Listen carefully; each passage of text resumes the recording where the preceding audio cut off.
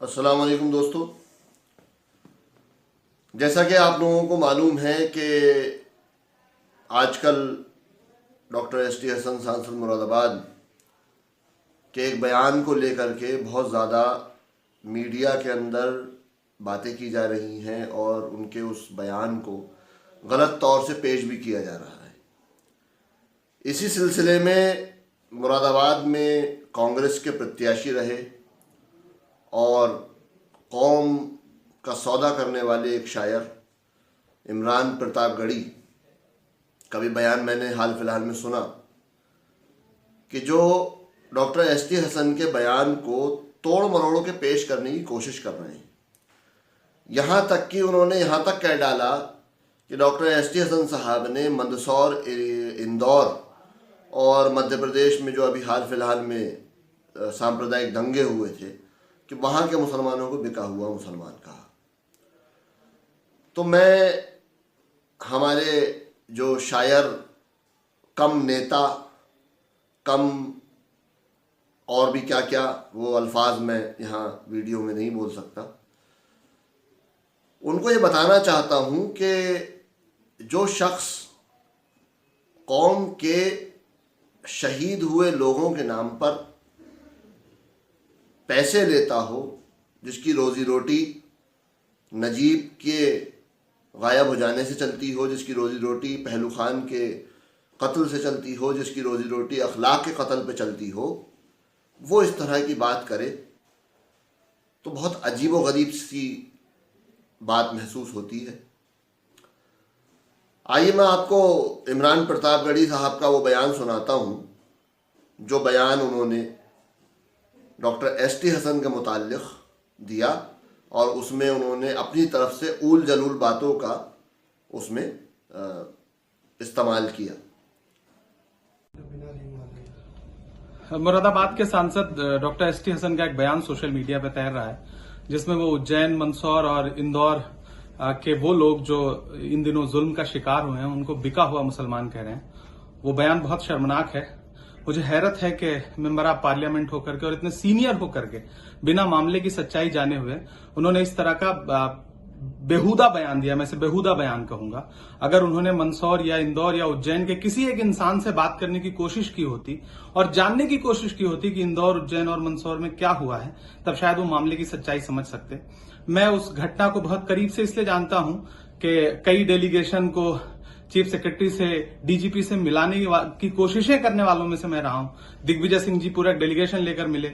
आरिफ मसूद लगातार उस मामले में काम कर रहे हैं। किस तरह से सरकारी शह पर पुलिस के लोग किस तरह से जुलूस की परमिशन दे रहे हैं और उसके बाद एक भीड़ जो है वो जा करके लोगों के मोहल्लों में, मस्जिदों के सामने बदतमीजी कर रहा है, नारे लगा रहा है और बाद में एक वर्ग विशेष को प्रताड़ित भी किया जा रहा है। ऐसी घटना में भी सियासत करने की कोशिश करने वाले डॉक्टर एस.टी. हसन साहब को अपने बयान पे माफी मांगनी चाहिए।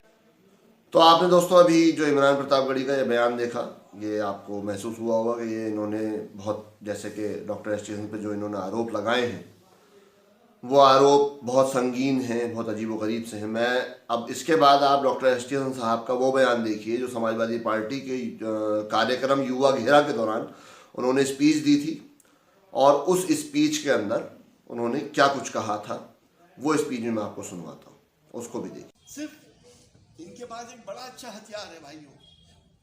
मैं हिंदू भाइयों से भी कहना चाह रहा हूँ, ये सब कुछ कर लेते हैं लेकिन इनके पास फार्मूला हिंदू मुसलमान का, ये आखिर में लाके ऐसा हिंदू मुसलमान करेंगे कि लोग, भोले वाले लोग धार्मिक भावनाओं में बह के इनको वोट दे देते।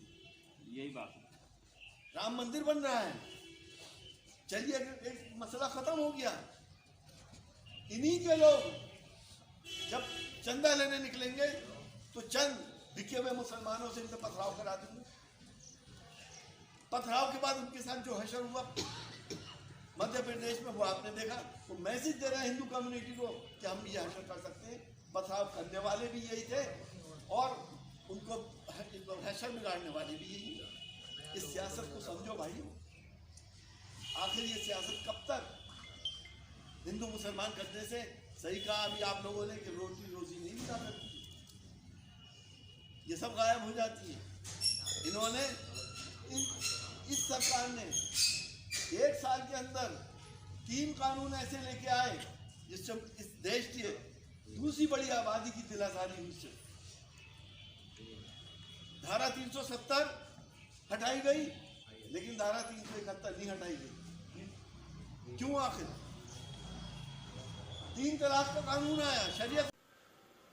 तो दोस्तों, आपने देखा कि दोनों मैंने आपको बयान सुनवाए। Doctor ST. हसन साहब ने जो कुछ कहा, डॉक्टर एस.टी. हसन साहब का कहने का मकसद ये था कि हिंदुस्तान के अंदर ऐसे लोग जो कि पैसों के ऊपर बिक जाते हों हर जगह मौजूद है। क्या आप लोगों को नहीं मालूम कि मुस्लिम राष्ट्रीय मंच बना हुआ है? क्या आप लोगों को नहीं मालूम कि भाजपा का अल्पसंख्यक मोर्चा भी बना हुआ है, उसके अंदर भी तमाम लोग हैं, बहुत सारे लोग हैं? क्या आप लोगों को नहीं मालूम कि ऐसे भी शायर मौजूद हैं जो 2.5 लाख रुपए की फीस इस बात की लेते हैं कि वो पहलू खान के नाम पर एक नज्म सुनाएंगे? आप लोगों को मालूम है? ऐसे भी शायर मौजूद हैं जो अलीगढ़ मुस्लिम यूनिवर्सिटी के बारे में ये कहते हैं कि मैं अलीगढ़ मुस्लिम यूनिवर्सिटी को नहीं जानता, अगर आप हमें 2.5 लाख रुपए दे सकेंगे तो हम आपके यहाँ मुशायरे में आ जाएंगे। ऐसे भी लोग मौजूद हैं। तो ऐसे बिके हुए मुसलमानों के लिए कहा गया था, डॉक्टर साहब ने जो कहा था, डॉक्टर एस.टी. हसन ने जो कुछ कहा, वो ऐसे शायर जो कि 2.5 लाख रुपए की फ़ीस वसूलते हैं और पहलू खान, अखलाक, नजीब के नाम पर नज़में सुना करके कौम का दर्द बयान करके अपनी रोजी रोटी चलाते हैं, ऐसे बिके हुए मुसलमानों के लिए डॉक्टर साहब ने उनका नाम दिया था, ना कि मध्य प्रदेश के इंदौर के मुसलमान, ना मंदसौर के मुसलमान, या मध्य प्रदेश के कहीं और दीगर जगह जहाँ पर अभी हाल फिलहाल में जो कुछ दंगे हुए, उन लोगों के साथ हम खड़े हैं। उन मुसलमानों के, उन तमाम अल्पसंख्यक लोगों के जो, और अच्छा हाँ, एक बात और बताता हूँ मैं आपको, इमरान प्रतापगढ़ी साहब का जो बयान है, उनको इतना परहेज हुआ मुसलमान नाम से कि उन्होंने एक वर्ग विशेष कह दिया मुसलमानों को। क्या वो मुसलमानों का डायरेक्ट नाम नहीं ले सकते थे कि मध्य प्रदेश में जो कुछ हुआ, जो कुछ जातियां हुई, वो मुसलमानों के साथ हुई हैं? इतनी परेशानी मुसलमान का नाम लेने से, वर्ग विशेष कहने लगे। कांग्रेस हो चाहे भाजपा हो, एक ही सिक्के के 2 पहलू हैं। भाजपा का हमें कम से कम ये मालूम है कि ये हमारा खुला दुश्मन है, और कांग्रेस हमारा वो दुश्मन है जो एक हाथ से गले लगाती है और दूसरे हाथ से पीठ में खंजर उतार देती है। तो एक ही सिक्के के 2 पहलू हैं। मैं आप तमाम लोगों से, चाहे मेरे सिख भाई हैं, हिंदू भाई हैं, मुसलमान भाई हैं, तमाम लोगों से मैं आपकी गुजारिश करूँगा कि इस पार्टी से बिल्कुल आगाह रहिए और आने वाले वक्त में हिंदुस्तान की जमहूरियत को बचाने के लिए एक हो जाइए और एक होकर के भाजपा के खिलाफ वोट कीजिए। बहुत बहुत शुक्रिया। खुदा हाफिज।